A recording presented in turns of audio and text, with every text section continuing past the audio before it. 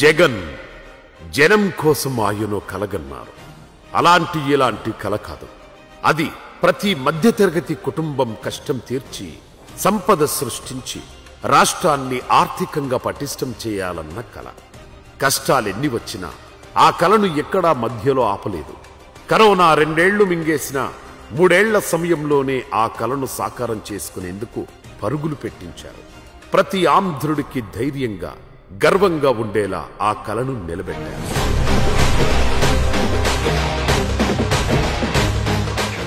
సముద్రం అంటే కంటికి కనిపించేంత దూరంలో నీళ్లే కాదు, అపార సంపదను దాచుకున్న జలనిధి.